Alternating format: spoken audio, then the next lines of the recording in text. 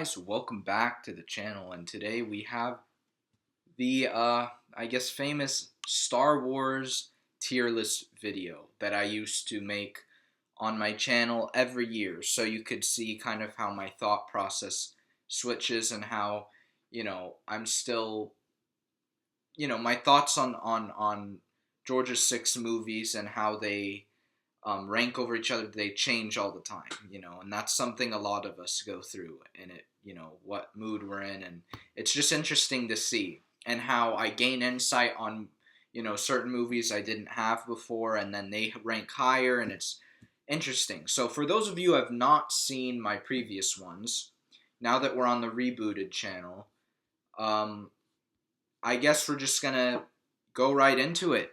And this is ranked on general Star Wars. So what that means basically is I'm not going to say, oh, well, it's an A for Disney Star Wars. Like, no, I'm ranking this based off of how good it is at capturing George Lucas Star Wars, something like that. And how much I like it. So that's what it's going to be ranked off of. If I did a Disney Star Wars ranking, the S wouldn't be here. And the A would probably only have one thing. So yeah, you're going to see, with my unbridled, unconflicted mind, what I think about Star Wars, where I rank it. So starting off, A New Hope, S tier. This is really, really creeping up on my rankings. Originally, when I ranked the 6 movies, this was in the lower quarter. But recently, I've really, really, it's just really growing on me. And I love all the 6, the same. But when people make me rank them, it's not normally in my top 3. But now it is. It's really grown up there. I don't know. It's just the feel of it and the information presented in it and the stuff going on. Darth Vader, Obi-Wan, Luke, the Death Star, all the characters and settings, they're all to me, Star Wars is Star Wars to me. This is the most Star Wars you get, this is very much Star Wars to me, is the first movie and Revenge of the Sith. Those two, when I think of Star Wars, those are the first 2 movies that come to my head, and that's really cool. And the things George did to get that movie done was unbelievable. And the fact that it even got done as perfectly as it did was a miracle, a complete miracle, with all the crap that he had to deal with, and trudging through the big Hollywood studios to get it done is incredible. And, it's still one of the greatest films ever made to this day, even according to the Academy, which is incredible because they're stuck-up snobs. So it's nice that they can at least acknowledge one of George's movies. But I absolutely love A New Hope. Empire, S tier. Super iconic cinema. I love Luke's arc in this movie compared to his arc in 4 and how different it is and how we can tell he's grown and matured a lot since the last movie, but that doesn't mean he's super mature yet. He's in that middle phase, and all the characters have grown, and you can tell they've been through things. And, we see Yoda, and then we really dive into Vader in this movie, too, and get to know his character more, because in A New Hope, he wasn't really a centerpiece. He was a very, mysterious character, kind of like Boba Fett, but with more screen time. That's how Vader was in 4. But in 5, we get to know he's Luke's father. He works with the Emperor. He was once Anakin Skywalker. All of that, all of that. And do we get? Yeah, I feel like we do, because he says the son of Skywalker. I don't know. Maybe it's because, yeah, but. Anyways, we really get to know his character, his ruthless tactics, and kind of how he feels about the war and about himself, and how we can see through his mask the whole movie, and see the man under the mask and understand him. And that's something George was able to do, with the help of the prequels. Without the prequels, it would be much harder to read Vader's emotions, but with the context of the prequels, I can see straight through the mask into Anakin's face, with each of his movements. That's why, whatever actor plays Vader has to do a really good job, because he moves in a very specific way, he talks in a very specific way. There are instances where he doesn't talk, and you really see that in Empire. And to me, the Darth Vader in Empire Strikes Back is like the Darth Vader. That's like my favorite version of him, probably. And he's just super powerful in that movie too, and completely unstoppable. And you see how everyone's terrified of him. And then we get the complete opposite side, which is Yoda. And he is everything Vader is, but the complete opposite, So it's this really cool contrast of Luke having to pick between Vader or Yoda. And he ends up picking neither, because he is that Jedi who's gray. He's in the middle. He doesn't follow the extremes of both sides. So that's really cool symbolism too. And how, falling into temptation and anger, makes you become less of yourself, which is what happens. He loses his hand and learns a lesson to not run into things headstrong when you're not ready.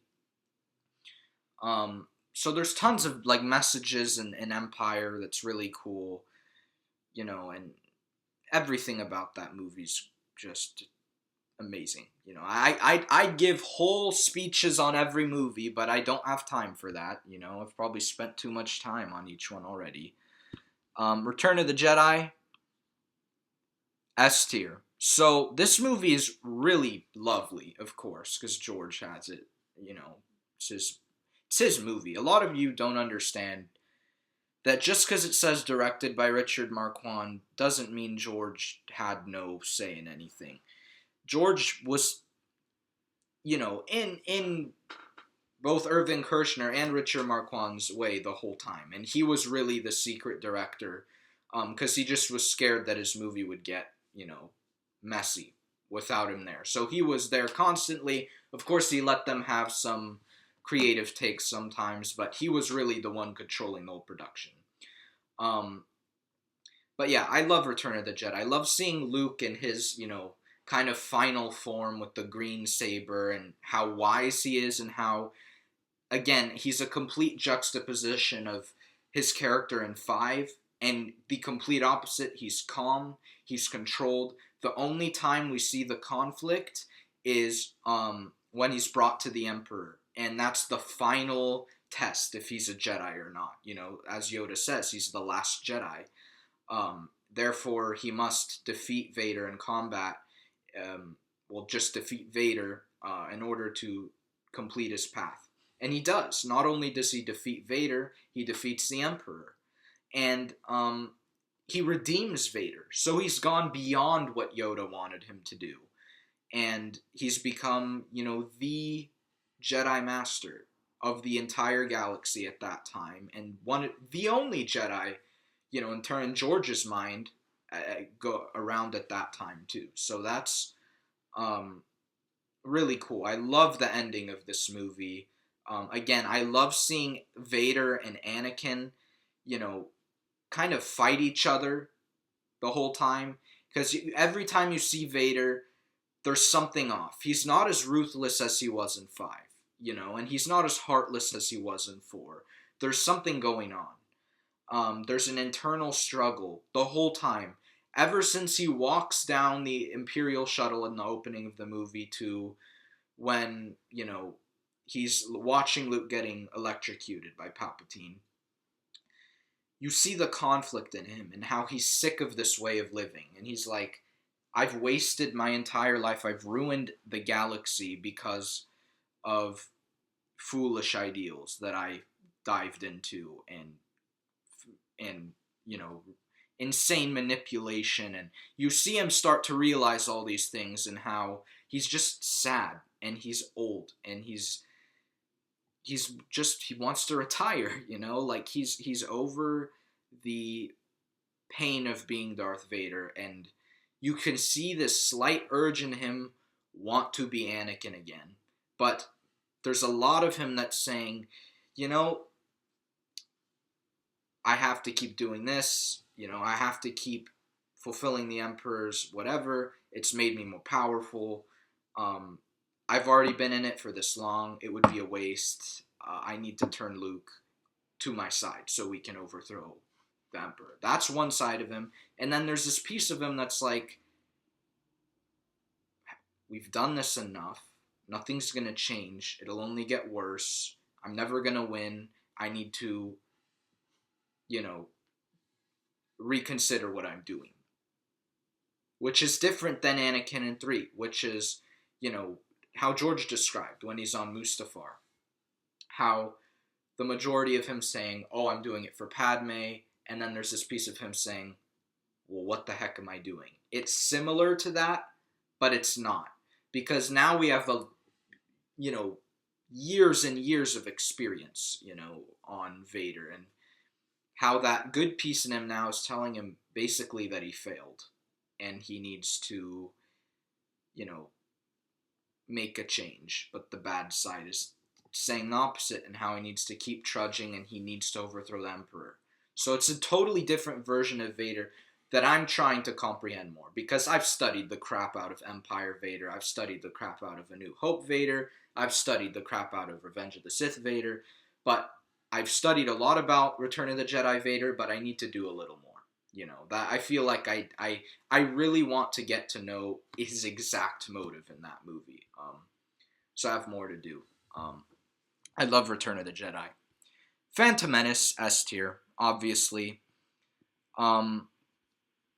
This movie is just so perfect and pushed the boundaries of cinema forward completely. And we get a new cast of characters, a new setting, a new villains, but with that tie of familiarity, which is what Star Wars needs.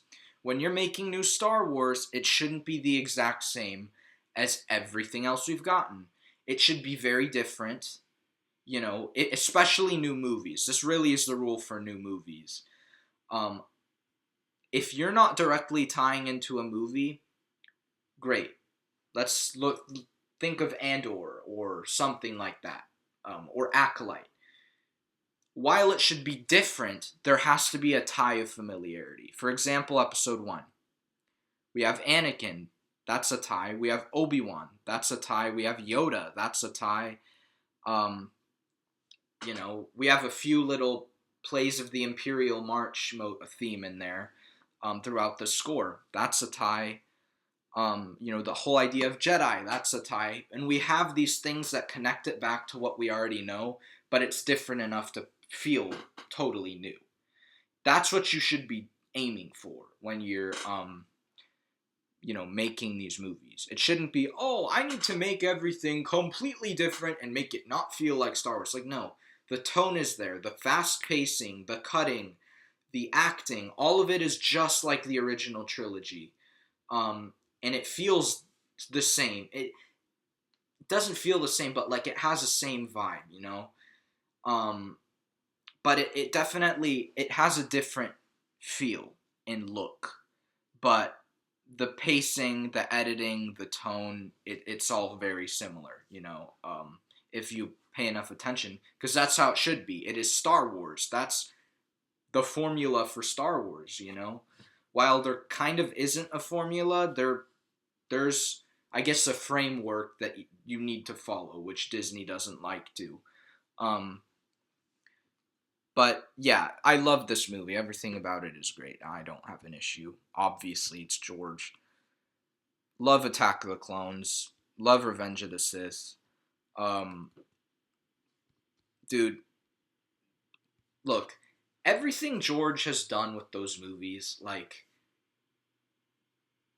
it's just rocked the world, And like, look at Revenge of the Sith.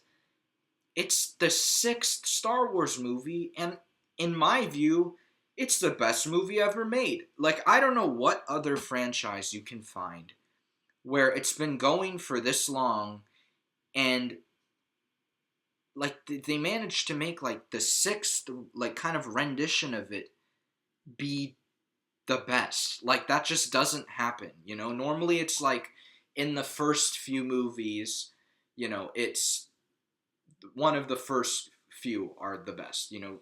Not here. Here, like, it just gets better and better and better and better and better, you know. And then it just depends on your mood on where you rank them in your head, you know, or what kind of feel you like, or what characters you like. So it's kind of a different way you rank them. But in terms of quality, it just increases, you know, like progressively, both cinema wise and um, I feel Star Wars wise, an immersion. Because in Revenge, we have so much better technology than we did in the original trilogy. And the CGI is amazing, and how George blends live action with CGI to make these really huge worlds. And the way he shoots his scenes is really wide but romantic. That's how I see it. Is you're really able to connect with the characters and connect with the world, but he doesn't shoot super close up. It's a really cool thing he does. And he uses a lot of slow zooms, very slow pans in all of his movies, to keep you seeing new things constantly, or focusing on a character, or you know, when the strings are playing like a, you know, quartet or something, when someone's talking, you know, as the strings are intensifying, you're kind of zooming in on the character slowly, so it like kind of gives your brain, it makes you focus on the character more. It's just incredible, man. Like, everything about Revenge specifically, and the whole saga, is done perfectly and with so much detail, and that is something you don't see. Star Wars is so stylistically set on how it's made that, you know, you can look at one random shot and be like, that's Star Wars, you know? Um, or even in Disney stuff, like, they'll do a shot like George would do, and I'm like, why does this feel more Star Warsy? They should keep doing that. Or, you know, doing the wipes, and I'm like, oh, that feels more Star Warsy. It's like, people overthink what Star Wars is, and it's developing the characters and the worlds to the extent that George did is extremely difficult, and it's something that's very important to do. But the little things, like the way the camera moves, the way the shots are, the composition, the score, well, making the score isn't easy at all, but, you know, having the style, the full only orchestra score, and you know, maybe intermixing some rock in there, like Kevin Kiner did with Clone Wars. It's simple stuff like that just, or the wipes, or the acting, the movements of the actors. Like, there's simple things you can do to make a project feel more like Star Wars, and it normally will pay off, and you'll have people liking your project more. That's why, like, in Ahsoka, there was a lot of the like stylistically Star Wars shots and movements and wipes, which is what I really appreciated of it, and it made it feel more like Star Wars to me. And you know how we did just, it had the crawl and every, you know, it's just stuff like that that helps it again be the string that connects it to George's saga. Um, but of course, you can't only have the technical stuff. You have to be really creative and make it different, but, you know, have the creative tie to the rest of the story. So it's hard. It's hard to do in a way, but in another way, it's just like not that hard. You know, like, it just don't do weird shots or weird stuff that George wouldn't do. Like, just study the 6 movies and you're good. And I mean, they've set just such a tone for pop culture in general that can't be shaken. You know, like, they're just set in stone and perfect, man. Like, the way episode 2, you know, had the digital environments and digital characters was something never done before. You know, Phantom Menace, there was a lot of it, but not even close to the extent of Attack of the Clones. I mean, Attack of the Clones, the Battle of Geonosis alone is one of the most technically advanced and difficult like battles ever done for a movie to this date, because of the different layers, you know, and the level of detail, and how you can see every single clone trooper move individually, and how, you know, it's not just a map painting, and it's like real, and how there's all these different Jedi which really, you know, blue or green screened on their own and then implemented in. Like, it's incredible. Like,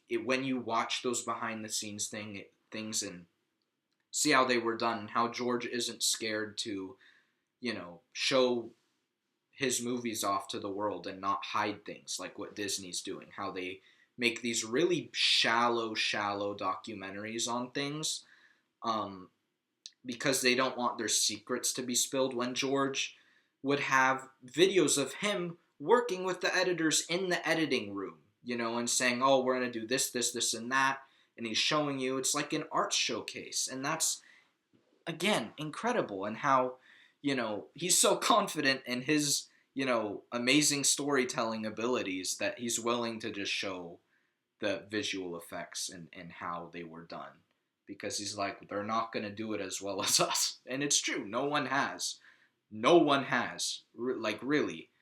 And the way Mustafar was done in 3, and Anakin's arc all the way through is just perfect, and how it's more like phases of his life, compared to Luke's is like a, you know, we see him from, you know, what would you say, 18 to 24.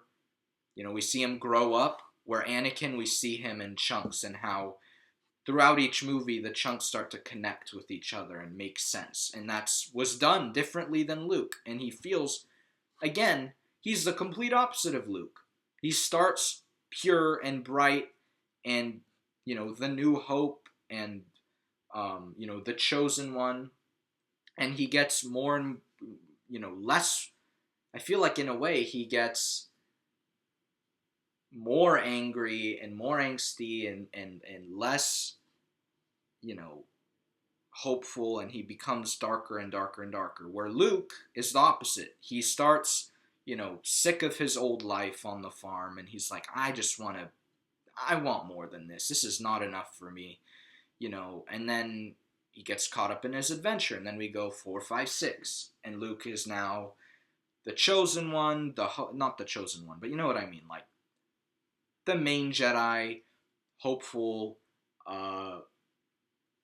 peaceful, powerful type that Anakin was in 1. So it's just cool how they're kind of opposite of each other. I don't know. All right. So D, F, F. We all know horrible trilogy. Don't really need to go into it much, but 7 at least gave me hope, you know, when I was a kid in theaters. I remember the build up to it, and the reason why it's D and not F is because it's nostalgia, you know. I remember seeing that in theaters like 4 times, and, you know, really loving it, and, you know, hoping that the next one would be really cool, and where Luke would join them and fight with them, and I was like, man, this is so cool. You know, I loved Kylo Ren. Kylo Ren's pretty cool, you know, I don't have a lot against him. They just ruined him in 9, but in the first 2 sequels, he was a cool character. And then Rey was awful, you know, Finn was ruined instantly after 7. During 7, he was ruined. And it was a great start, it was a lame, like, I wouldn't say it's a great start. You know, because when I'm thinking of the rest of the trilogy, I'm like, oh, this is gold compared to what comes next, you know? But in general, it is just a complete copy of what George did and just a dilution of it. So it's like, it was a okay start. And they should have gone from there to 2,000 times better. But no, it was a complete disaster. Rogue One, A. Solo, A. Closest things to George Star Wars that we will get, probably, for a while. They were both had, again, a similar tone, a similar way they were shot. The pacing wasn't super slow. There was action. The Force was present in both. We see Vader in Rogue One, and that version of Vader, again, is like the Empire version where he is super scary and super powerful. It introduced new characters that were likable. They were original. They didn't feel like complete copies of what was already there. I really enjoyed them. I thought they were great movies, and I always have. They're really, really cool. And Solo was especially creative. And George went to the premiere of Solo. Like, he loves Solo. He really liked it, supposedly. And he liked Rogue One, too. He called Tony Gilroy and was like, dude, you have a really good movie. So it has a stamp of George approval. So, I'm all good at that point. But, of course, it would be foolish to put it in S with the 6 movies. That's ridiculous. Mando, Season 1. Same thing. Really well done. Loved it. I remember watching it when it was coming out and, just being enthralled and dude, I feel like, we're back in Clone Wars with the Mandalorians and, there's all these new mythos being explored and a different level of depth into the Mandalorians we haven't seen before, and there was this new thing, this Baby Yoda thing, and I was like, whoa, what is that? Then we learn he's Grogu, and I'm like, what the heck, Grogu? What is this thing? And it was so cool, and there's this layer of mystery to it that we have not had since Revenge, because every Star Wars movie is supposed to have a lot of mystery to it and aspects that we don't fully understand, that are normally explored in the books. That's how Star Wars should be, and Mando had that, and I loved it. Season 2, we had Luke Skywalker be Luke Skywalker, and that was an ridiculous experience that's even hard to describe. It's it was the most surreal thing ever, dude. I remember thinking, there's no way this is happening. How do we go from trash to perfect like that? It's so cool, dude. I loved those first 2 seasons. I remember watching the episodes and talking to my cousins and friends about it, and we were all just so enthralled with the show and loving every episode. And that was the peak of Disney Star Wars, was, I think, Mando Season 2, where all Star Wars fans, no matter who you were, loved Mando. That is one thing everybody loved to death. And then, I still love Mando, man. It is a great show. Genuinely, so well done. Then we go to Season 3. And this makes my respect for Mando fall so low. And then Season 3, we lose the mythos feel. It's bad pacing. It doesn't feel like Star Wars at all. It's written horribly. Bo-Katan becomes the main character. Grogu is ruined. Din is nerfed to be a loser, and Moff Gideon is nerfed to become an idiot. The Lizzo episode was absurd. I mean, this was just garbage, dude. Oh my gosh. This was really what wrecked me, guys. Because before this, I gave Disney Star Wars slack. I was like, oh, well, blah, blah, blah, blah, blah, blah, blah. It's okay because... And then this happened, and I was like, oh dear. And I stopped. And yeah, that was, I tried to cover up all some of the previous mistakes they made in their shows as oh, they're doing it because of this, this, and this, and I'd come up with useless excuses that made no sense. And then after this show, I was like, oh, maybe they just don't know what they're doing, Zane, and I should accept that. And I did, and that's great. Breaks my heart, dude, but it's such a bad, it's a terrible show. I don't know what the heck they were doing hiring Deborah Chow to make that show, but that was a stupid decision. And Joby Harold, you get no slack either. You're an idiot, dude. The costumes, creature design was terrible as well. It looked cheap and awful. Other than Freck, Freck was pretty well designed, but the rest, like the Grand Inquisitor, horrible. This was the one project where I feel Vader wasn't written really well.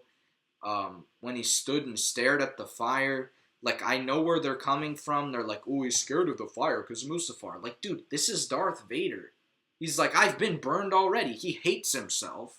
He'll go burn himself again. He hates himself. And he's been after Kenobi for, like, years. And I'm like, what are you doing, guys? And then the whole show, like, we start with the show on Reva. And I'm like, what? And they don't even show Anakin in the first episode. It's, like, so garbage, dude. Not to mention the flashback, which at the time I was like, oh, it's so cool. But then it looks horrible. Like, the de-aging is awful. The hair, design is terrible. And I'm like, dude, oh my.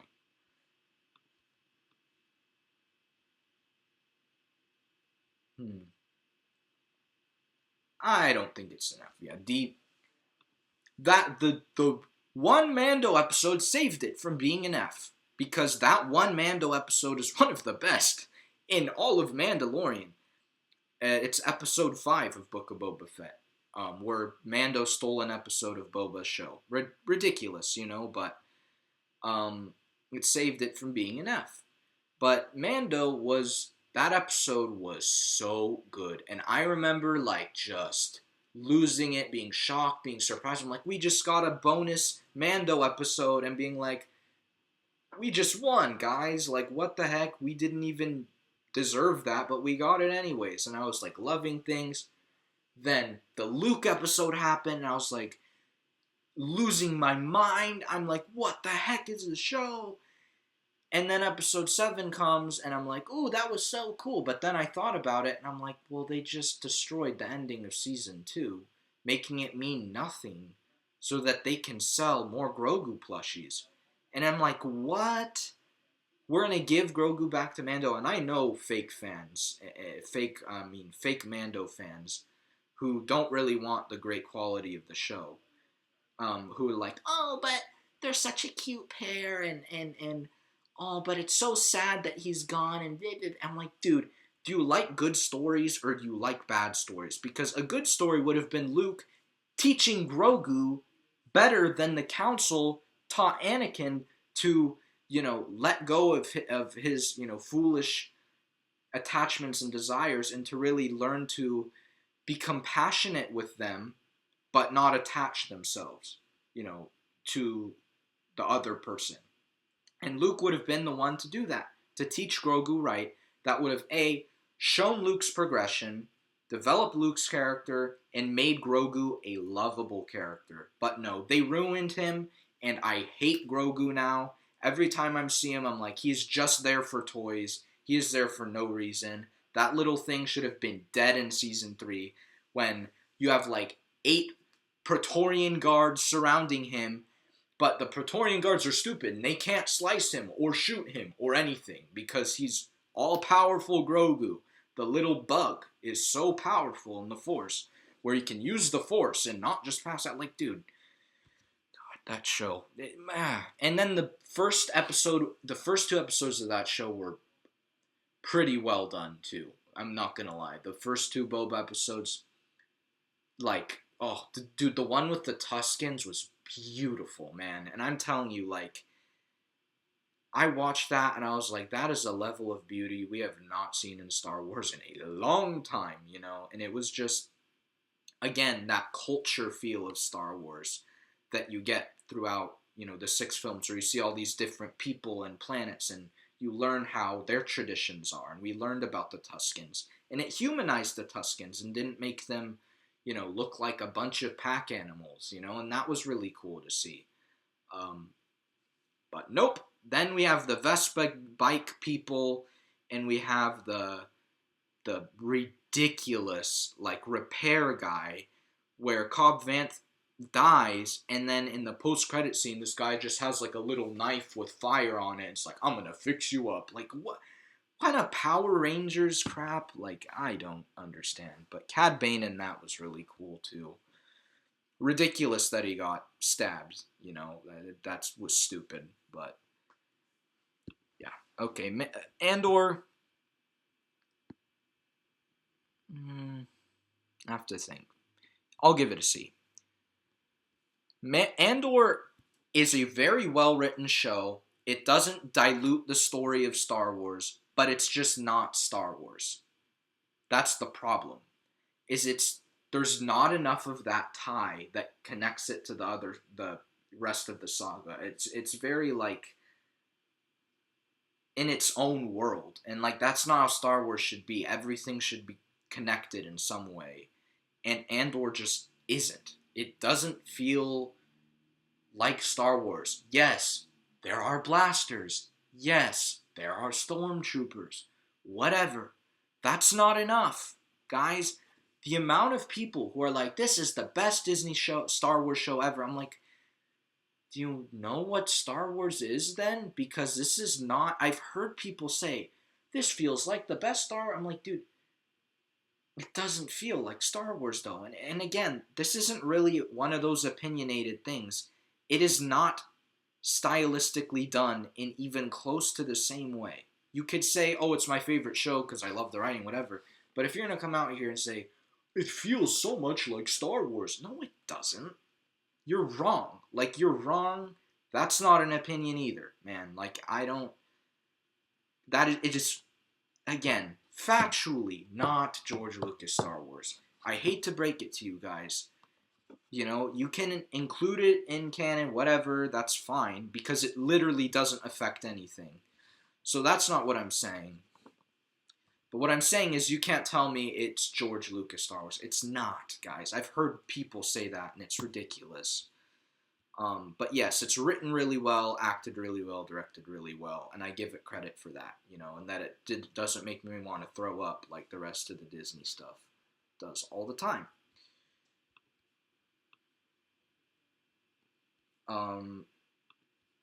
As for Acolyte, it's an F. We're almost done with the show. We're 2 episodes done, and every episode has been terrible. And that's a new low, and it's worse than Boba Fett, and it's worse than Obi-Wan, and it's worse than Mando Season 3, and worse than Force Awakens. I don't know how they managed to do that, man, but they did. It is a horrible show. It's a stupid excuse for Star Wars. I don't even know how it got past the concept phase, because it's not a Sith show, and it was marketed as a Sith show. It's not. It is a delusion of every sect of Star Wars you could possibly think of. The way it's shot, the way it feels, the timeline, the lore, the Force, everything is mocked. The creatures, the droids, let me factory reset. It just dehumanizes droids completely.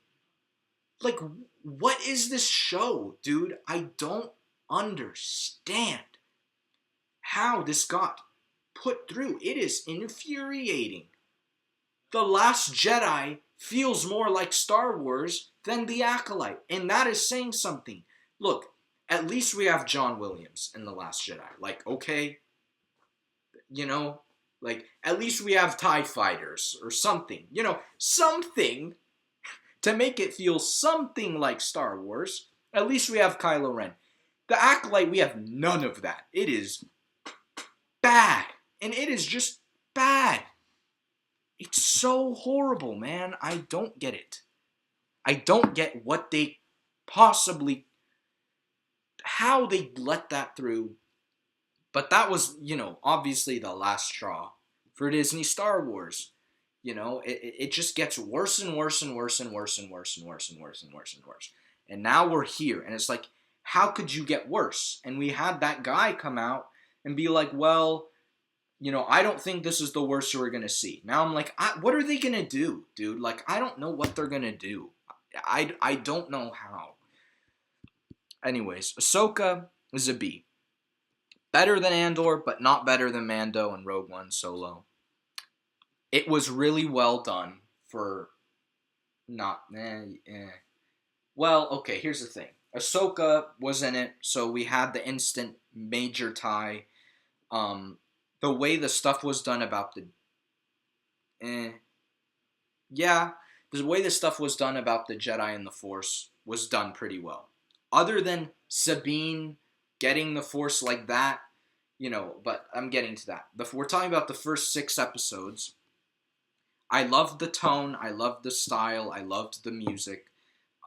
The fights were cool. I liked the, again, layer of mystery to the plot, and how we don't know who these people are, what's going on, and we slowly learn throughout the show. But my issue with this one is the pacing. We should have gotten to, the forest fight on Seatos with Baylan and Ahsoka much quicker, and we didn't. There was way too much exposition for a Star Wars project, and that's not... Stylistically, Star Wars, you just hop right into it, and we didn't do that with Ahsoka. It was a very long time till we got to the main action. It's like, that's not great. But I really liked Baylan and Shin. They were really cool characters. I obviously loved Hayden in this show. He was phenomenal. As always, didn't lack anywhere. He was perfect. He was awesome. He looked great, etc. Loved every single scene with him in it. Episode 5 of that show is one of the best pieces. Episode 5 of Ahsoka's right up here, It is. It's just so beautiful. And I got to see that in theaters, which was awesome. In the lesson Anakin teaches Ahsoka about live or die, I've talked about that a million times. Love that.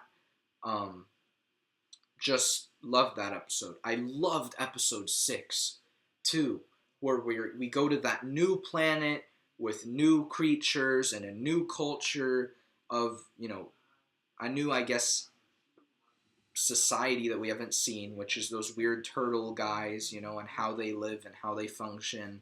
And we learn about Peridia, and we see Thrawn, and I'm like, dude, this show is amazing. I'm like losing it. Then we go to episode 7, and I'm like, ooh. Then I love the Anakin hologram. I cried at C-3PO.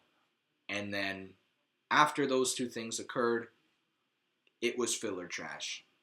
Was unnecessary. Episode 8 was cheap. It looked like crap. Loved the Anakin Force Ghost. Was a super full circle moment, for Ahsoka and Anakin's journey.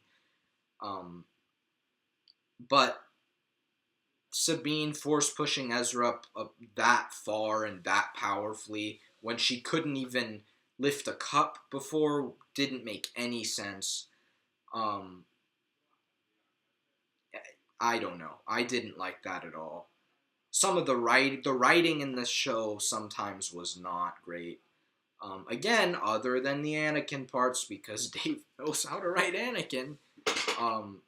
But that writing was clearly it felt like Clone Wars writing done by live action actors, and it's like that doesn't blend really well.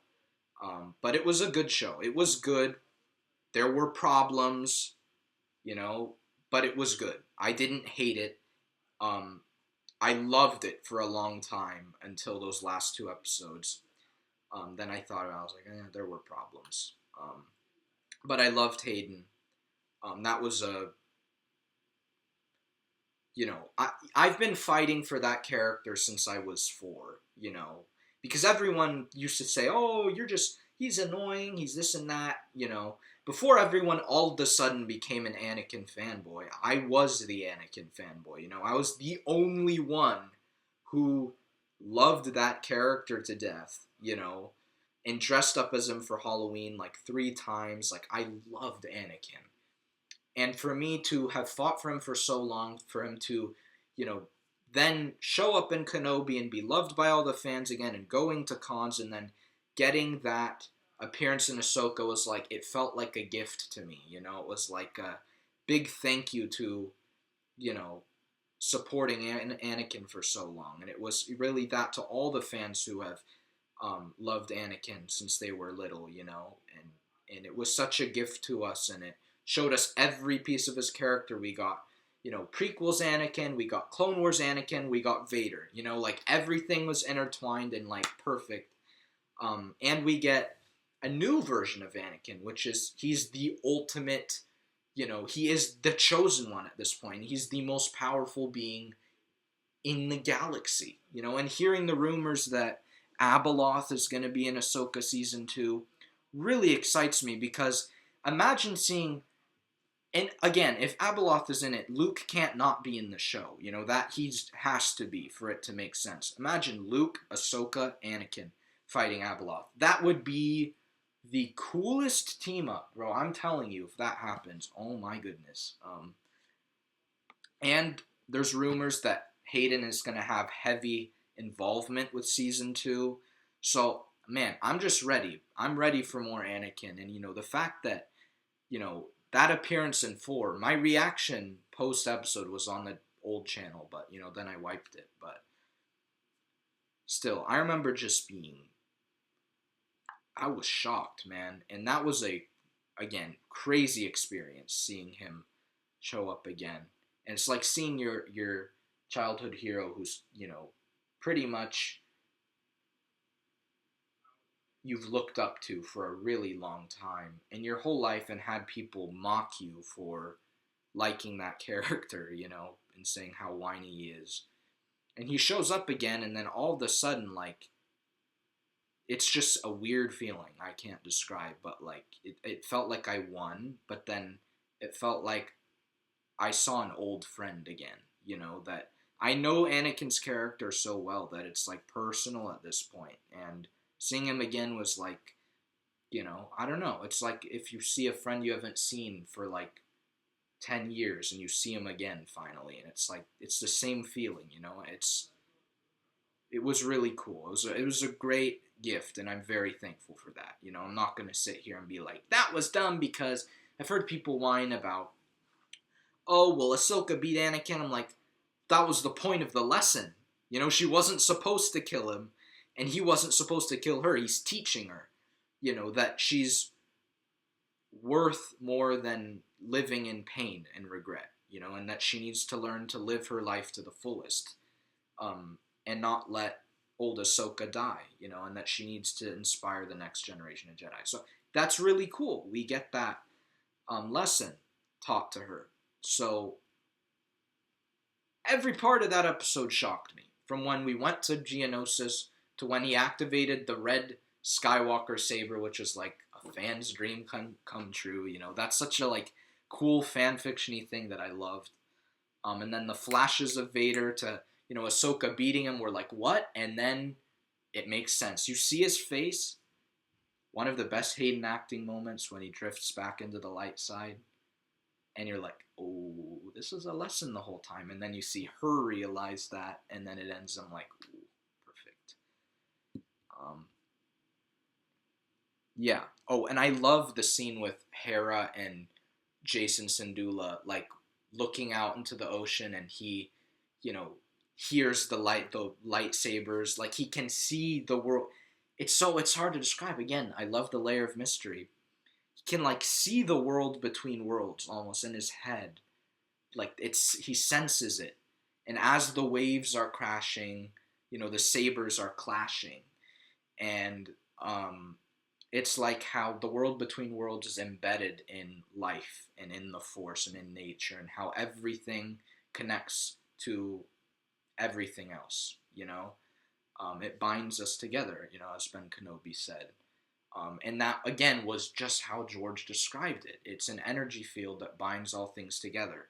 So it made sense that the world between world it's like tied to, you know, the normal world and how all of that works. It's just so perfect to see the bonding of everything, and the unification of the force was a very cool thing, you know, and how, you know, religiously, you know, the Holy Spirit's like that too, and how it like kind of, again, everything is connected by the Holy Spirit and it ties the world together. So that to me was really cool religiously too, because it felt like that to me as I saw that. I was like, oh, this is familiar, right? Such a cool moment. We get one of my favorite renditions of the Force theme played by Kevin Kiner too. And the goosebumps, dude. I remember just being like, when it started to play, I was like, oh, no way it's playing right now. It was like the coolest experience, dude. That whole episode, man, was so, so great. I loved every second of it. Um, yeah, so if 5 would be up here, I'm telling you.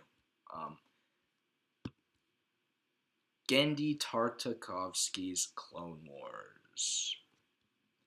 I think yeah. Okay.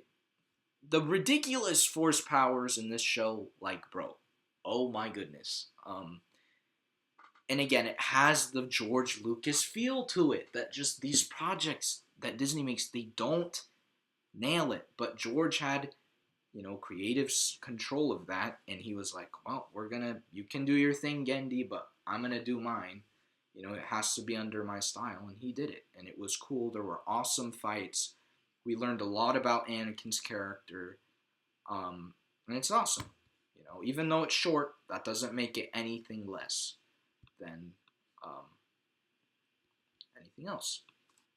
Made me a Star Wars fan. This movie, Clone Wars movie, is literally what made me a Star Wars fan. So I still love it. You know, even unattached from my nostalgia to it, it's a great addition to Star Wars and a new approach and a new look. But again, feels like feels like we're in the prequels, but at the same time it doesn't.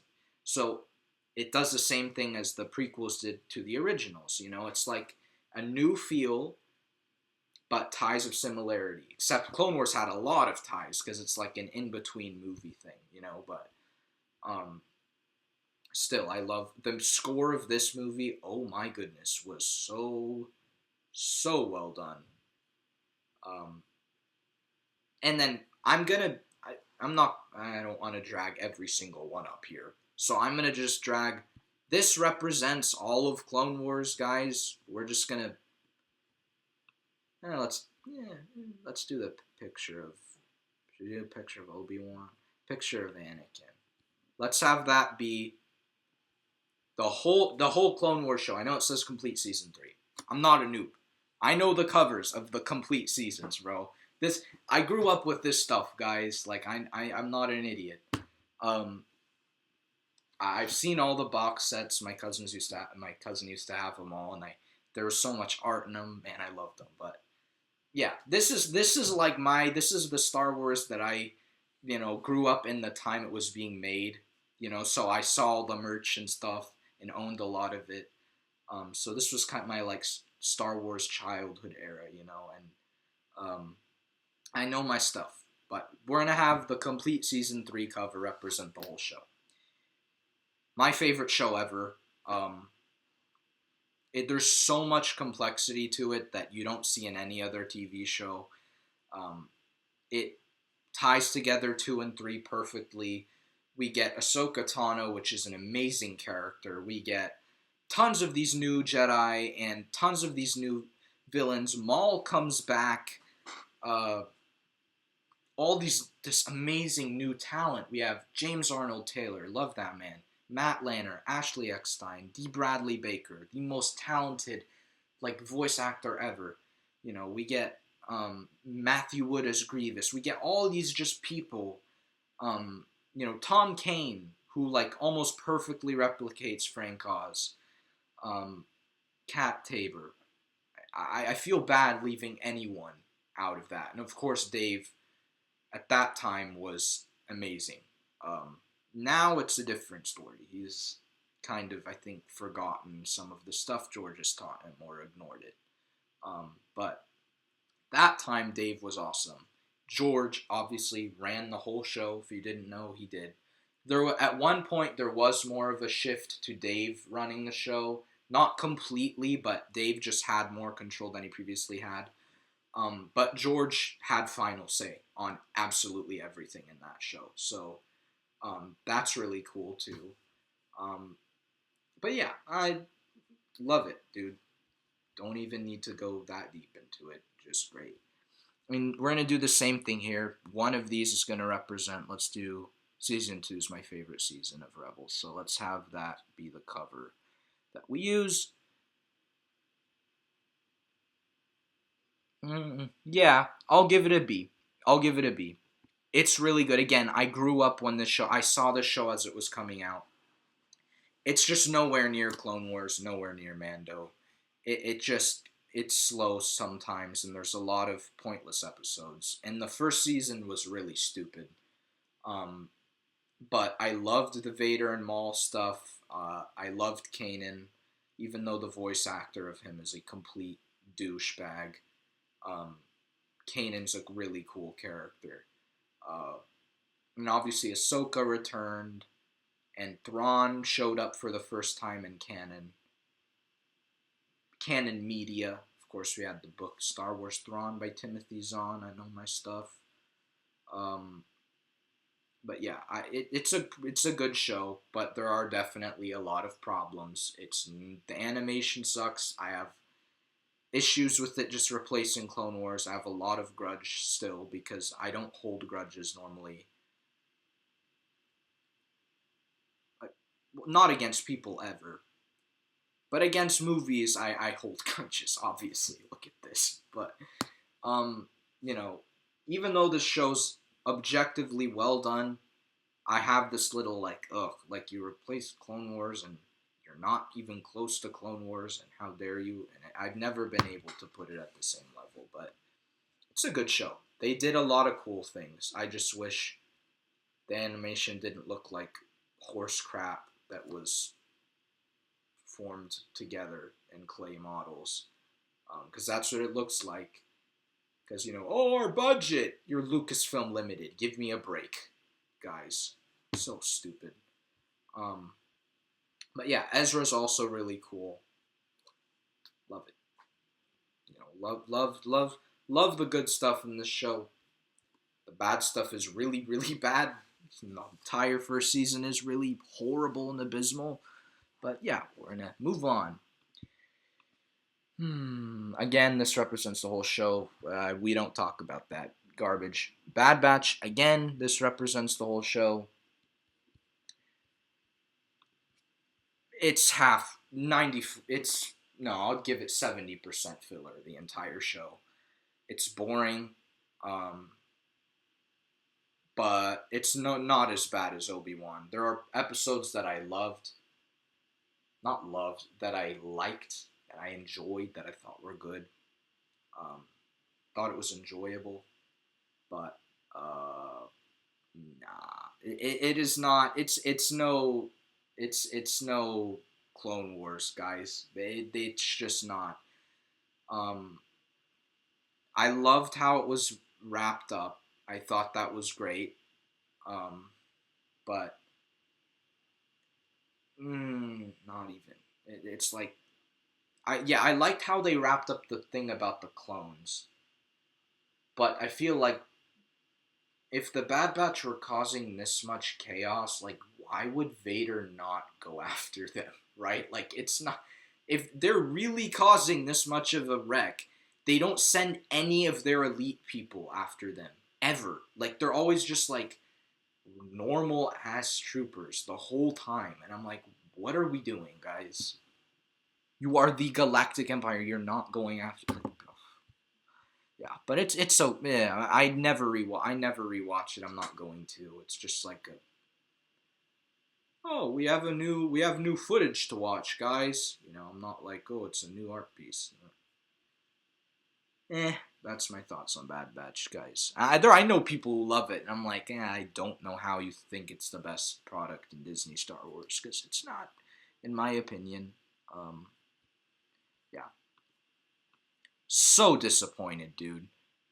I I remember I saw this trailer, lost my crap. I was like, dude, we're getting Vader, we're getting Grievous. This is gonna be just as good as Tales. It was horrible.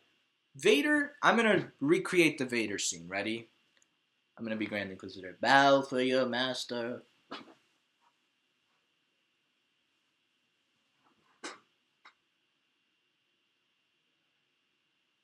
Done. Like, what? Clickbait. Lucasfilm has clickbaited us twice in the same year. Acolyte and this show, bro. Oh my gosh. Grievous was just a monster in that first episode, which was really cool. Other than that, the show is boring trash. Horrible. They ruined Barasoffy. They just have her get stabbed by the fourth sister so they could give the weird tendril Inquisitor more lore. God, bro. Morgan Elsbeth's stuff was okay, but, like, who gives a shit? It should have been about Vader. And, like, what? Why Grievous isn't even Empire? Like, it's the whole show's clickbait, dude. But it's not as bad as the Acolyte, It's not.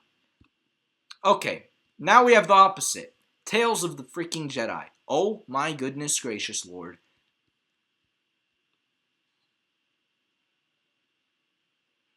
This might be the only product that Disney has made to hit the S tier. Yeah. It is,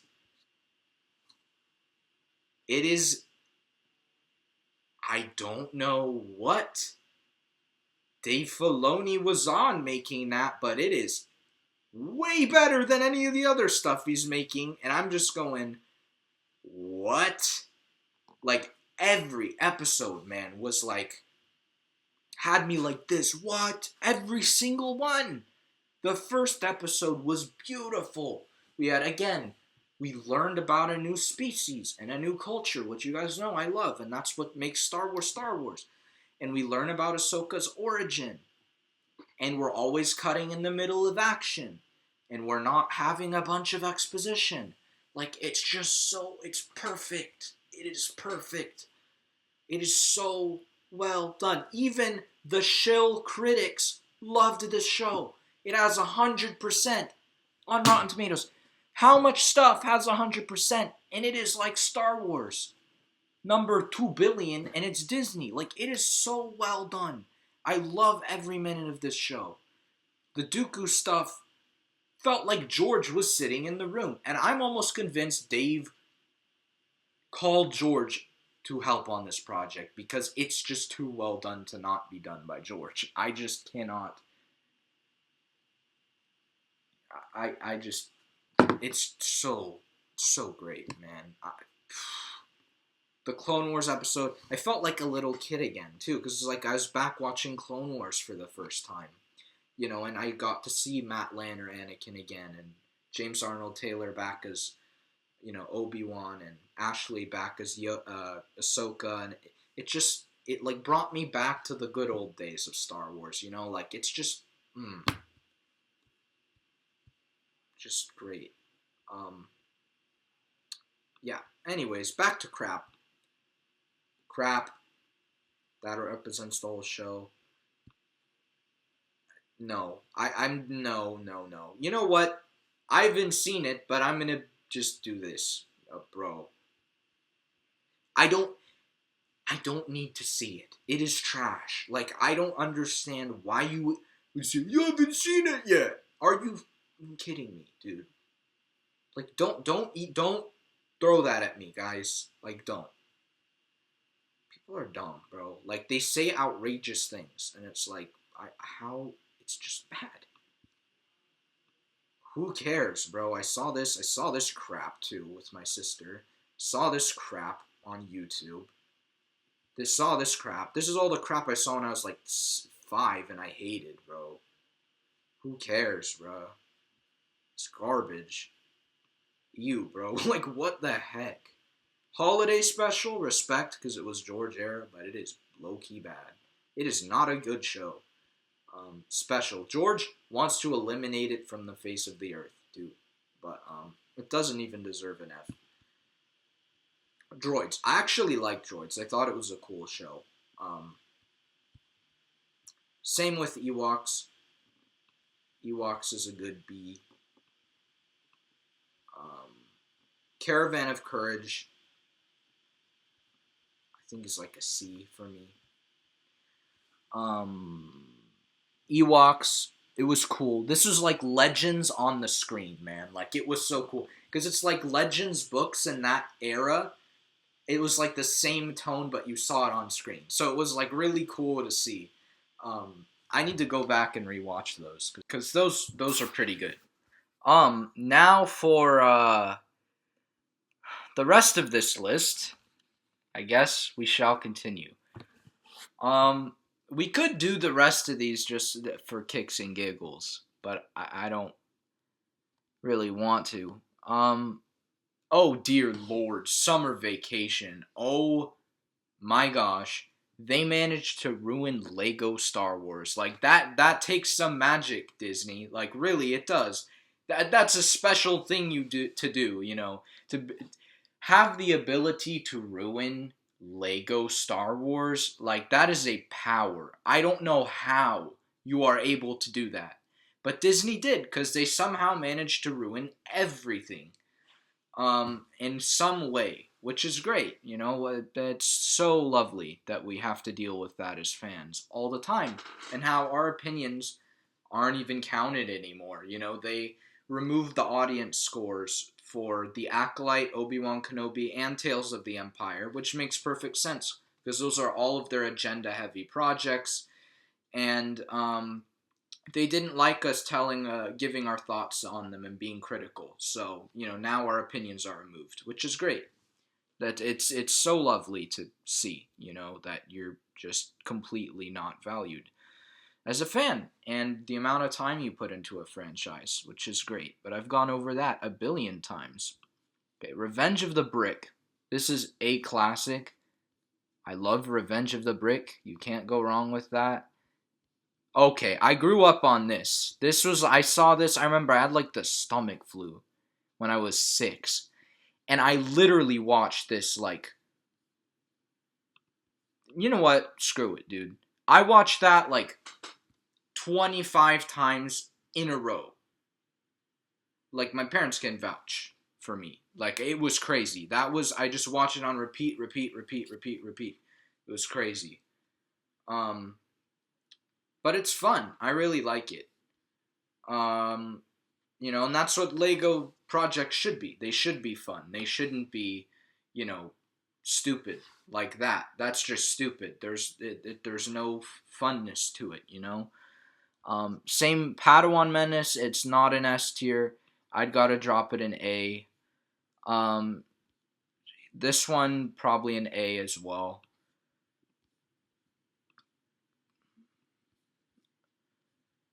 Holiday Special. I know I have people who love this, but for the sake of it being sequels, having sequel stuff in it, I gotta keep it here. Yeah, no. Could have been better. Terrifying Tales was really good. I really liked this one. It was significantly better than the other one to me. Yeah. No, I did. Dang.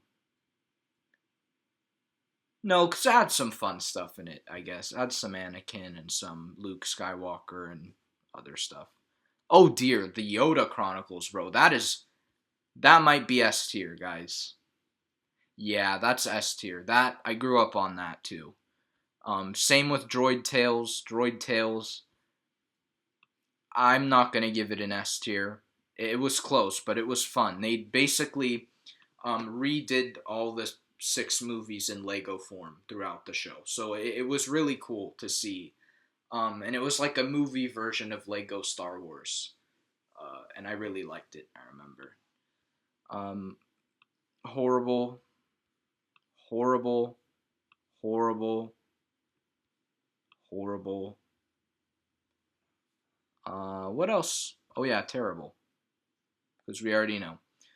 Um, that should be everything. Oh yeah, awful too. Yeah, that's everything. Then these are just the other seasons of the shows, but I don't need to put them there because I already said, that's how it is. So yeah, that is my Star Wars tier list. So up here we got all the George Lucas era Star Wars that is gold.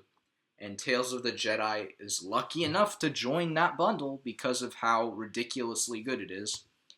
We got Rogue, we got Solo, Mando 1 and 2, Padawan Menace. I forgot what this one's called. I know it's like I remember it. I remember parts of it, but I forgot the name. And then Droid Tales, Ahsoka, Rebels, Revenge of the Brick, Droids, Ewoks, etc. Yeah, it must be pretty embarrassing to have Caravan of Courage, above the Obi-Wan show. Never in a million years did I think that would ever happen, and look, it happened. Great. That's ugh. I was at Celebration, man. I was at that panel, and I was floored. I was screaming with everyone else in there, and I was so incredibly disappointed. And then I tried to come up with 1,000 excuses to make the show fun for me, and that worked for, 2 months after the show. Then I realized, ooh, I should stop trying to make up excuses. And I was like, oh, this is trash. Yeah, but that's embarrassing. Like, genuinely, Disney, you guys should screenshot this and send it to Bobby, because this is embarrassing, guys. This too? Like, come on. 180 million into this train wreck? Like, guys, this is the problem with, you know, the George's stuff was just so well made on every level that, like, I don't know how there even is an F category for Star Wars. That shouldn't even exist, but unfortunately, due to Disney, that now there is, and we try to tell them things, and we try to show them how they did this thing wrong or that thing wrong, and they don't listen, and they think we're all crazy lunatics. And it's like, well, if you listen to us, your money would go up, you'd make better overall projects, you'd win more awards for your projects. It's like, we're getting gain and you're getting gain, right? You're meaning Disney. So, like, I don't get why they won't just listen. Like, we know the franchise better than the people at Disney, and that's evident. Merchandise wise, I've caught multiple mistakes on their stuff, just going throughout stores, which shows just the carelessness.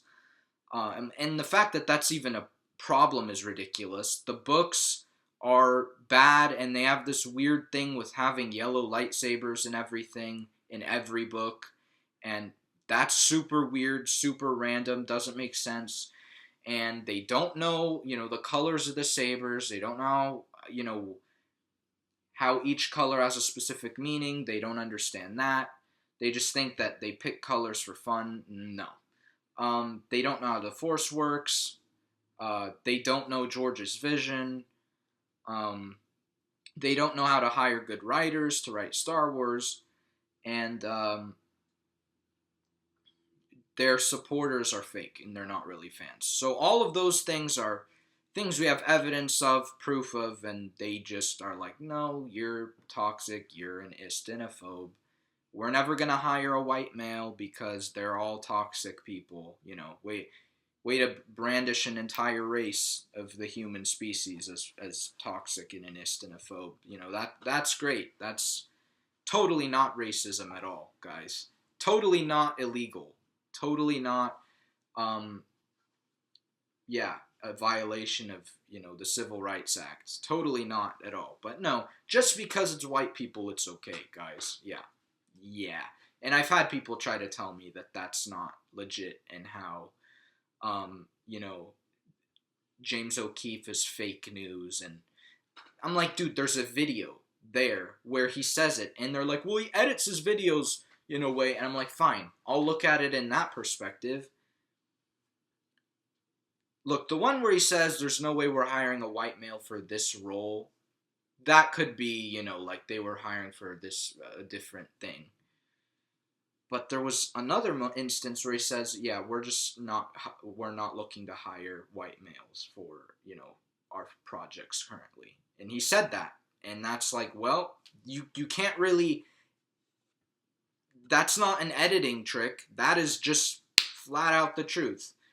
And still, the whole thing about we're not hiring white males for this role. Who knows what he was talking about? He could have been talking about a role that, anyone could play, right? So that's automatically right there an issue. And that's clearly, we know they're racist, and we know that they have target audiences, and that they're extremely screwed. But, it feels kind of trashy when you have someone who's literally given everything to this franchise, to, the Disney parks, to, watching Disney movies all the time when I was, like, little, to have them just blatantly come out and be like, you know what, we're never going to hire people like you. Like, that doesn't feel good. And that's what these people don't understand, who try to, walk outside and call us, all those stupid names like ists and phobes and whatever, when really we're not the issue, and it's them that are the issue, and that they support Disney doing that because they've been brainwashed by the media, and they've been brainwashed by, who knows, their parents, something, into thinking that, treating people like that is okay because they've done this, and this in the past, and it's like, well, that's not how it works. Yeah, and then another video came out that was the opposite. It said, we don't hire non-white, non-Jewish people in our corporate sector. That's what they said. So it's like, well, now now that's not, they're higher up corporate sector. And, now that's just proof that there's a mess over there too, that then, all the shills will run to and be like, look, they don't hire, diverse people, blah, blah, blah. But then they'll ignore the other side. And it's like, well, Disney is completely fake. Like, all their diversity stuff is to make themselves look good on the outside, but then on the inside, they're disgusting. And they're the opposite. That's the thing. That's what Bob Iger is. That guy is disgusting. The fact that he, promotes all this, like, hatred of different kinds of people, and how he's not letting millions of people join his, company because of the color of their skin. And he's not letting, who knows, thousands, hundreds of thousands of people, millions of people not enter his corporate sector because they don't fit his, skin color and religion that he needs to feel secure. And that's the problem with a lot of Hollywood, is it's very like that, and you have to find those companies that are better about it, like Warner Brothers, like look, Warner Bros., they produced Horizon. Like, that is the most American, like, movie ever, and they just let it go. They're good. Paramount, they did Top Gun, they did, so it's like you know which companies are okay. And Warner, they also did The Color Purple, and they accept everyone, and they did Barbie, and they did Oppenheimer. No, they didn't. That was Universal.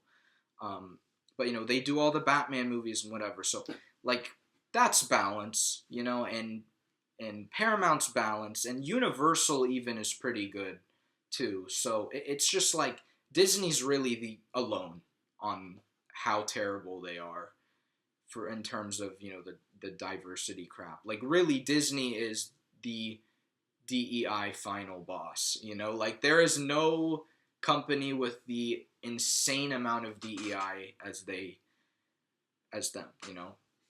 No one pushes it as much as them. And I was at Downtown Disney today, and out of curiosity, I was like, oh, I should like pay attention to this and see like, statistically what I'm seeing, in terms of their cast members. And it's true. There is like, I saw probably two white males only working throughout the entire park. And I went to every part of, not the park, I was in Downtown Disney. I was in every single part of Downtown Disney, and I saw only two. So, I mean, that right there just is statistically proving it, right? So, I'm just telling you guys, Disney, if you have any sort of tie to Disney, Disney television and movies, like, just let it go. Because this is where the company's at, and they're not going to move forward. I still go to the parks because it's like a safe place for me, and I've always loved the parks. And, the people who built the parks were absolute legends, and that would be disrespectful for me to not go respect and visit their work because of, the company's overall status. It's not related, but the aspect of their movies, that's a different story. And it's a very different thing because at least Disneyland, it's well preserved. It feels the same as when I was a kid. There's not too much pushing and weirdness over there. It's very well kept and inclusive of everyone. When you're at the park, you don't feel like, oh, well, they don't have, my kind of person and rides. Like, that's not how it is. It's just, that's not an issue. But when you're watching movies where the creators of them are constantly telling you that, they don't want to make movies good for you and they want to make you cry from their movie, then that's where I'm like, dude, I'm not going to go support that, and having 3 different Disney executives say that they don't want to hire, this type of person is unbelievable, and the fact that Iger himself is like the most white man on the face of the earth, like, bro, I'm half white too, like, I'm not even full, I'm half white, half Arab, but they see half white and they freak out, so they'd never even let me step a foot into Disney. So that's why I talk so much crap, because I'm like, they're not going to hire me anyways because I'm half, they're going to ignore my diverse half, and just stick with my other half. So yeah, who knows, because I wouldn't even get into their corporate because I'm not full white. Sucks to be me, I guess. I was just born this way, guys. Sorry. But yeah, I wouldn't really want to work there anyways. I know I've spoken to people, believe it or not, through various, places. Not going to give names, not going to give anything like that details. I've spoken to people who work there, and they tell me it is miserable. It is a horrible work environment. People at Lucasfilm in particular say that you really have to keep your mouth shut when you're there. And if you say something against something that Lucasfilm's doing, they'll basically get really mad at you and tell you how that's not okay. And they make half their employees sign NDAs on their opinions, and that they're not allowed to give their opinions. So I have a lot of inside information, and I know what's going on. Like, I'm not just saying this stuff to say this stuff. Like, there is a lot of nasty stuff going on. in there, and I would never be able to last more than, because look, I'm the type of person where I don't I'm not gonna stand by and let BS happen. Like I'm gonna say something, at some point. I don't I don't like BS. It doesn't sit well with me, and lying to everyone around you about things is not cool either. Um, so yeah, it's just funny because you go to their premieres and half the people there, they're not even fans. Like they're just normal Joe schmoes who you talk to them, they don't have a clue about Star Wars. And I'm like, why are you here then? I don't say that to him, of course, but it's like, I'm just thinking, this guy doesn't, he barely knows what the Phantom Menace is. He's like, oh, I saw it once when I was 9. I'm like, what? Like, I don't get it, man. Like, half the people go to premieres. There's just so much stuff that I know that I can't, like, give source credit about because I was told by my sources that I'm not allowed to speak about, you know, their name anywhere because they don't want to get fired. But I have heard a lot of things, or maybe they signed NDA, they told me stuff, and then they just they don't want to risk the lawsuit from the NDA, so that's fine. I've never told their names to anyone because I respect them. And there are good people there. They're just silenced and they're not given good jobs. They're just very shunned. While the bad people, both morally and, um, you know, product quality wise, in terms of what they deliver, they're the ones actually having the big jobs and the big, um, you know, I guess careers over there. So it's really interesting from the amount of stuff I've heard, and that this is a lot of stuff that I hope you guys can now understand. It is not a good place to work, and if you are still dreaming of working at Lucasfilm, I am telling you, you might want to hold up on that until there is a serious change, because I have heard things. It is really, really bad. Um, and I'm not gonna go on social media and be forced to promote a movie that I despised, which is what they do, by the way. Um, they pay some of their people to go and promote the new projects. So they have a payroll, and if you don't do it, there's serious consequences. So it is bad. It is really, really, really bad. You're not allowed to give even positive feedback. Like George called them white slavers, and he was forced to sign an NDA. I know that as well. And he's basically not allowed to give his opinions on Star Wars anymore because of that comment. So that was the most pure George Lucas Star Wars talk we've ever heard, basically, on and about Disney Star Wars, and probably the only talk we'll ever get. And I know Theory knows someone who knows George, and or knows someone who's friends with George, and they have confirmed that he has said he despises the sequel trilogy. So we're not exactly talking out of our asses. Like we're just telling the truth, and whether you like the truth or not, and whether you're willing to accept the truth or not, that's up to you and your moral compass to decide, and your, I guess, grit, because if you're willing to live with the fact that Disney is not a fun, friendly magic place,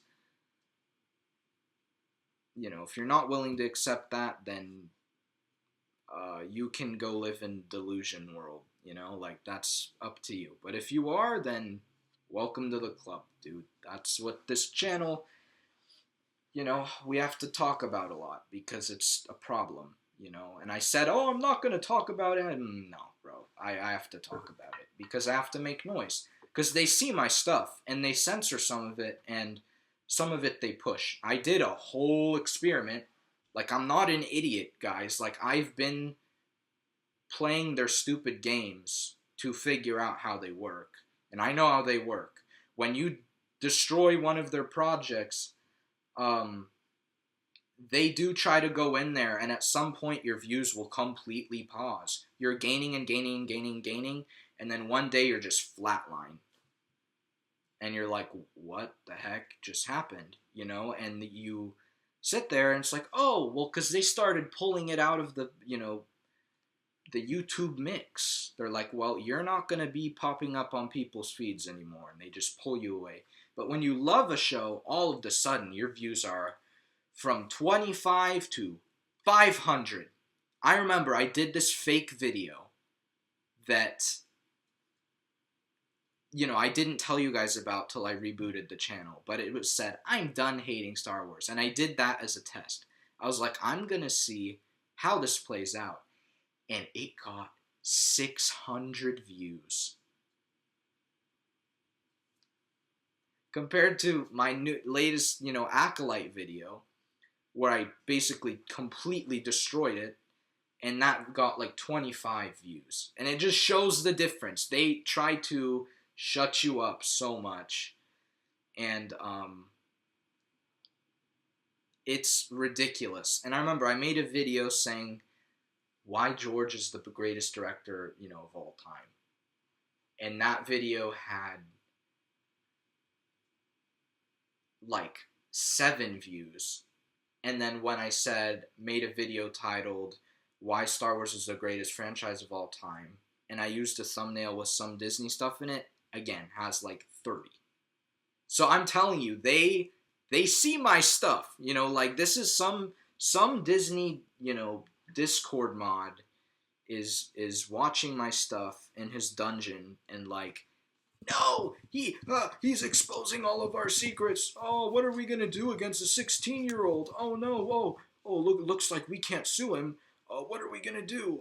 How are we gonna do this without seeming intrusive and hacking into his stuff? Well, you can't do anything, because that's the thing. I'm not employed with them, so they cannot do anything to me, or do leak anything about me. Like, they'd have no. They'd have to kill me to shut me up, basically. That's the point, to the point we are, and I don't think they're going to do that, obviously, but, yeah, so I'm not going to stop critiquing them, man. Like, if you're like, oh, don't critique them, oh, you're so toxic, then I'd get off this channel, man. Like, honestly, it's not what it was before. You know, I'm over-lying to myself, obviously, which is why I rebooted. But yeah, and at least the Disney parks are still fun. That's about it. That's all that's left of Disney's legacy, you know, is the theme parks, and then absolutely nothing else. You know, that was it. The parks and nothing. Just pretty unfortunate, man. You know, I miss the days when I could be like somewhat excited over a Disney movie, but unfortunately those days are completely gone. Yeah, and then they want me to go, you know, be all excited about Inside Out 2, and I'm like, no, I'm not, actually, because, yeah, I'm not gonna even give my opinion on that, because they don't deserve any credit for anything other than negative feedback, because, it's not fair. But Inside Out 2, you know, it was a good movie. But why? Because it was Pixar. You know, like, this is what I'm saying.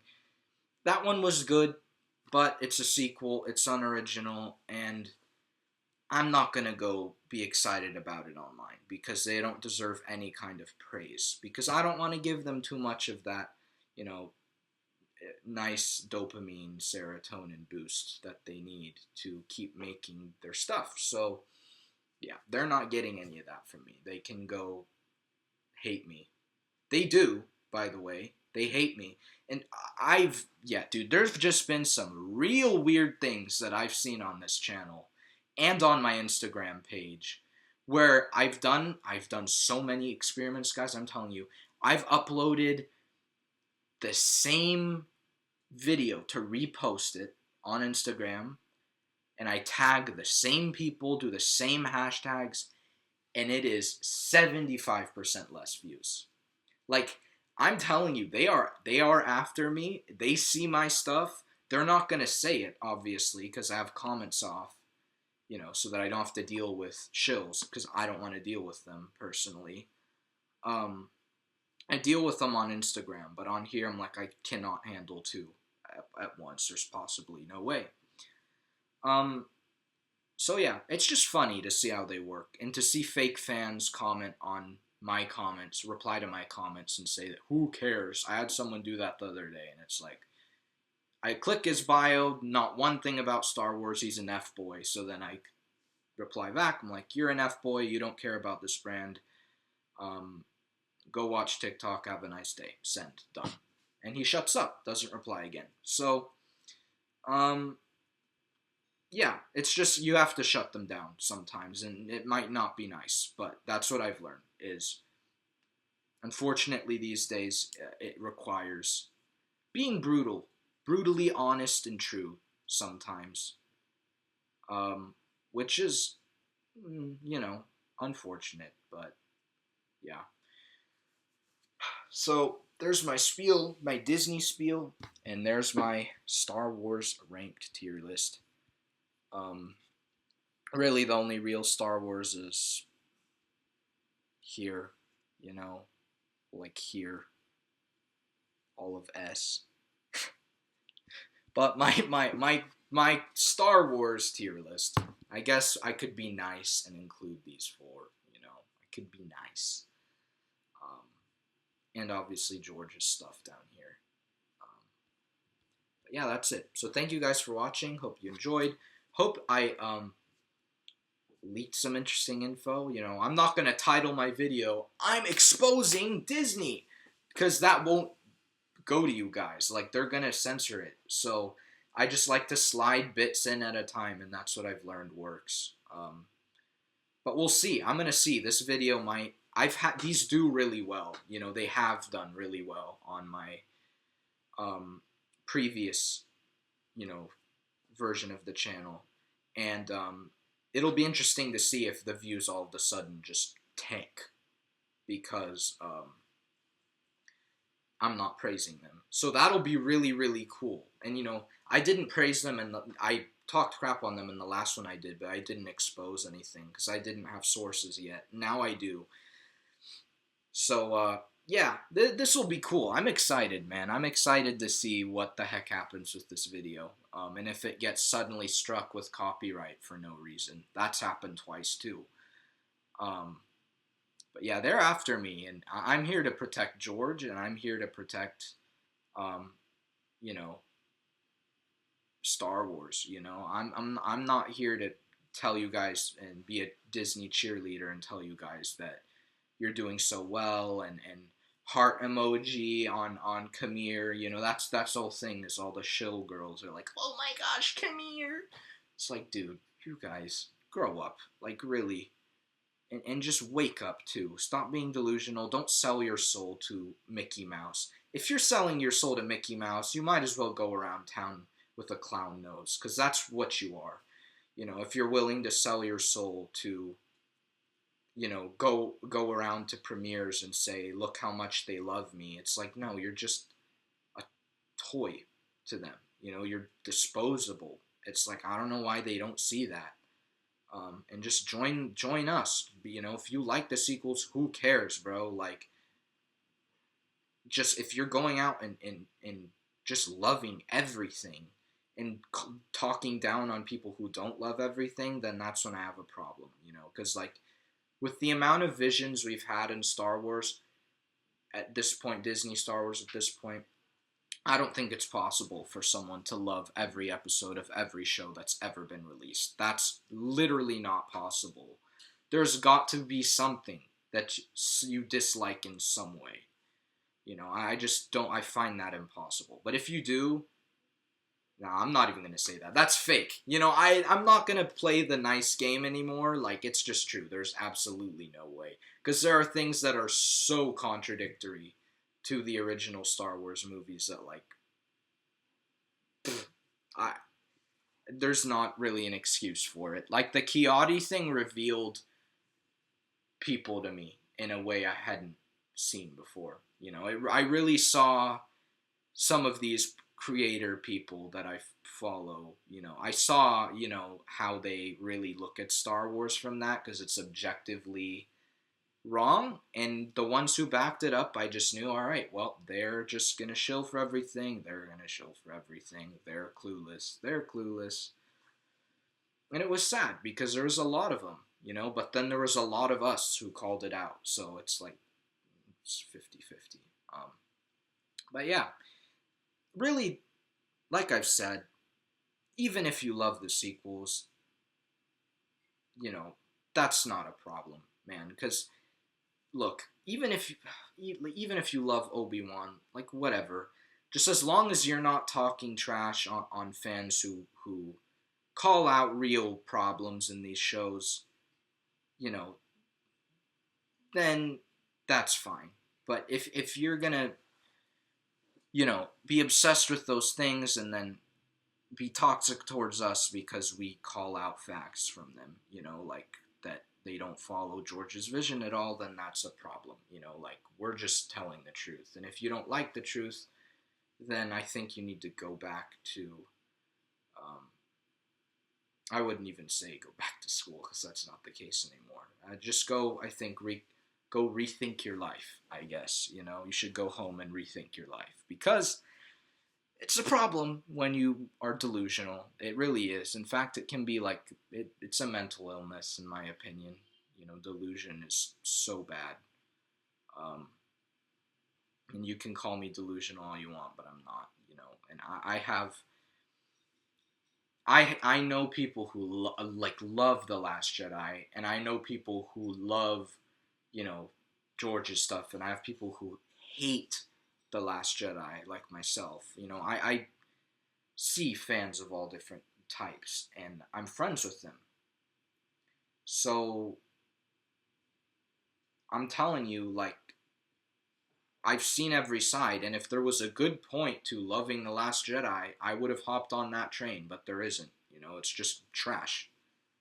So I don't like it, and that's the end of the story. You can't call me toxic because I don't like it. That's ridiculous. Or delusional that I say, oh, the first 6 movies are only real Star Wars, and that's not delusional. It's true. Like, that is George's original story. Therefore, it is the original Star Wars. It is the true Star Wars. That's just written in stone. Like that's not that. Like, come on. George has alluded to that before. It's just people are dumb, man. And yeah, I'm done. But that's it. Yeah. So here's my tier list. This is really sad. Like, really sad below here. I wish that there was nothing from below B with Star Wars, but that's the case. And it's horrible. I hate seeing that, but it's the truth. So, see you guys in the next video. May the Force be with you always.